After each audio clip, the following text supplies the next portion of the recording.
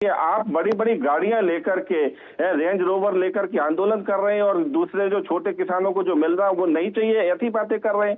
क्या बात करते हैं? ये आंदोलन थोड़ी अराजकता है। आपने देश को बंधक बना के रखा हुआ है। केवल देश में सिर्फ 2 ही राज्य ऐसे हैं जो है ना जिनको ये सारी परेशानी है। अराजक तत्व है तो उनके साथ बैठक क्यों कर रहे हो आप? मेरी बात सुनिए, अभी आपने डॉक्टर साहब को टोक दिया।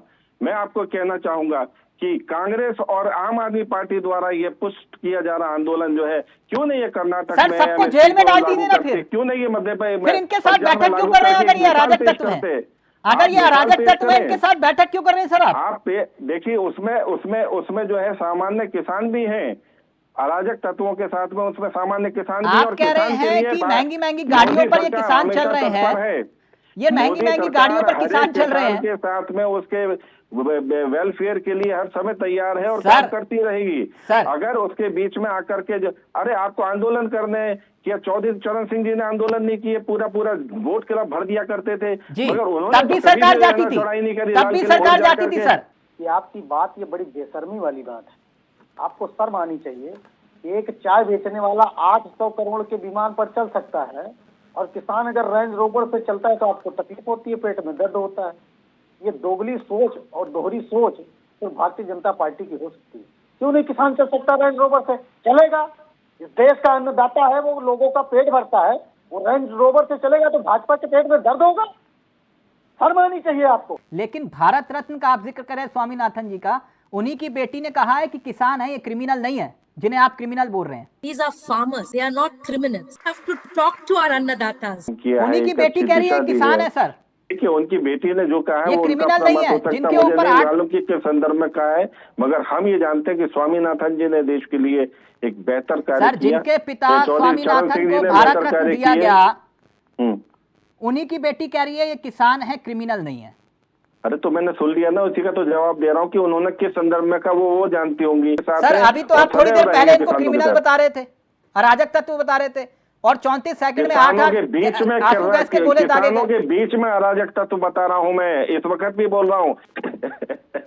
और ये भी चौधरी साहब भी जानते हैं, और नहीं जानते ना तो आज जाकर के पूछ लेना अपने साथियों के साथ की सारी व्यवस्थाएं, ये सब चीजें कहाँ से एस्टेब्लिश हो रही है, कौन इसको फॉलो करवा रहा है। भाई साहब, ये सब जुमलेबाजी है। जाकर के पंडाल में पूछना अगर आप कौन लोग हैं आपके पीछे, कैटेगरी में आते इस आंदोलन के पीछे कौन लोग हैं। आपके आंदोलन में किसान शरीक नहीं है, किसान जो है वो हमारे साथ है।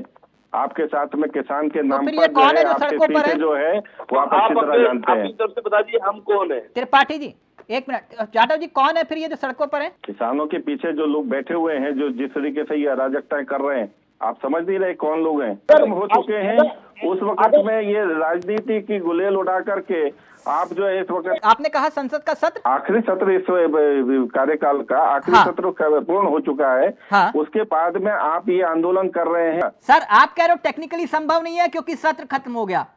टेक्निकल संभव नहीं कह रहा मैं कह रहा हूँ कि इस वक्त में क्या ये टेक्निकल संभव है। मैं वही बता रहा हूँ सर, बोलूंगा गलत तो आप टोक दीजिएगा। जब 3 कानून लेकर आए थे तब तो अध्यादेश लेकर आए थे सर, अब क्यों नहीं? तो कैसे टेक्निकल संभव नहीं है? इस वक्त में कहाँ कौन क्या मतलब जो है ना, अब सत्र खत्म हो चुके हैं। नहीं तो सर एक महीने के बाद अध्यादेश लाए थे सर, आप अध्यादेश लेकर आए थे। आप मेरी बात सुन लीजिए, गांठ मार लीजिए और दिमाग में, किसान दान नहीं मांग रहा, दाम मांग रहा है। 2010 में उपभोक्ता मामलों पर एक वर्किंग कमेटी का गठन हुआ, वर्किंग ग्रुप का गठन हुआ, जिसकी अध्यक्षता खुद गुजरात के मुख्यमंत्री, तत्कालीन मुख्यमंत्री और देश के वर्तमान प्रधानमंत्री नरेंद्र मोदी जी कर रहे हैं। इस ग्रुप ने 2011 को अपनी रिपोर्ट सौंपी और उस रिपोर्ट में कहा गया कि एमएसपी को लागू करें, तत्काल लागू करें। तो प्रभु राम की कृपा से तो सर 2024 आ गया। समस्या कहाँ आ रही है प्रकाश सर? उस जो एमएसपी को जो लागू किया जाना है, अभी उसकी कुछ बैठकें हुई। मैं समझता हूँ कि आगामी दिनों में इस पर बहुत बेहतरीन तरीके से क्या व्यवस्था बना करके इसको लागू किया जा सकता है और किया जाएगा भी। प्रधानमंत्री के पास फॉर्मूला था उस वक्त। देश के प्रधानमंत्री मनमोहन सिंह जी को बकायदा उन्होंने अपनी रिपोर्ट सौंपी थी और कहा था एमएसपी तुरंत लागू करें और C2+50 का फॉर्मूला होना चाहिए। और 2021 में आपने कमेटी का जिक्र किया, वो कमेटी आज तक क्या कर रही है सर? उस पर ही सवाल है फिर तो। वो मैंने आपकी सारी बातें सुन ली ना जी। आने वाले दिनों में एमएसपी का भी विकल्प जो है उसको भी हम लागू करेंगे। 18 से 19 महीनों में कोई फैसला क्यों नहीं निकल पाया इस कमेटी के द्वारा? अगर आगे निकल मार्गदर्शन कर जाएगा, पाए। आगे निकल जाएगा। मनमोहन सरकार में किसान आयोग मनमोहन सरकार के वक्त बना था, स्वामीनाथन उसके अध्यक्ष थे, जिन्हें भारत रत्न दिया गया, उसके अध्यक्ष थे। और 2004 से 2006 के बीच में 5 रिपोर्ट आई और उन्होंने ही इसी फॉर्मूले का जिक्र किया था, C2+50। गलत तो नहीं हूं प्रकाश सर? बिल्कुल ठीक कह रहे हैं आप। हाँ, तो उन्होंने ही कहा था, स्वामीनाथन जी का सपना था C2+50। हाँ, ठीक है, उन्होंने उसको बनाया क्योंकि हाँ। वो कमीशन के अध्यक्ष थे। उस विषय पर जो चर्चा हुई 2011 में, उन्होंने कहा हाँ। कांग्रेस ने कि हमारे पास पैसा नहीं है MSP लागू करने के लिए। सर इसलिए हमारे वो पास अधर पे अब तो रहा। है ना पैसा।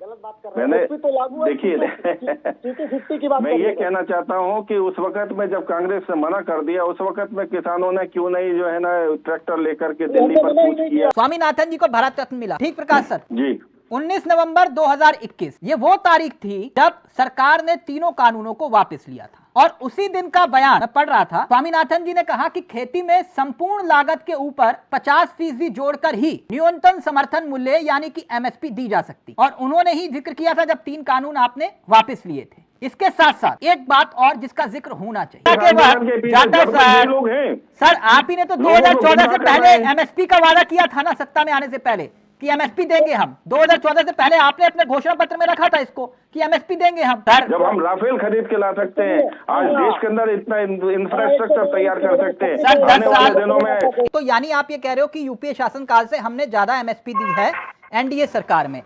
लागत में कितनी वृद्धि हुई इसका भी आधार होना चाहिए ना। जैसे अब चौधरी साहब जो हैं यूपीए शासनकाल में बीज और डीजल लेते थे उदाहरण के तौर पर, उसके दाम कितने बड़े एनडीए सरकार में। जैसे कि यूपीए शासनकाल के वक्त डीजल के दाम सितंबर 2013 में 51 रुपए के आसपास था प्रति लीटर, एनडीए के शासनकाल में 90 रुपए लीटर के आसपास है। और 10 साल पहले गेहूं और बीज का सरकारी रेट जो था वो 1800 से शायद 2100 प्रति क्विंटल था और आज 4200 प्रति क्विंटल है। क्या उसके अनुपात में एमएसपी बढ़ी है सर? फ्री ऑफ कॉस्ट नलकूप, और जहां पर भी जरूरत है वहां पर सर नलकूप लगाए जा 51 रहे रुपए हैं, प्रति लीटर वाला डीजल आज 90 रुपए तक पहुंच गया और ये काफी लंबे अरसे से है।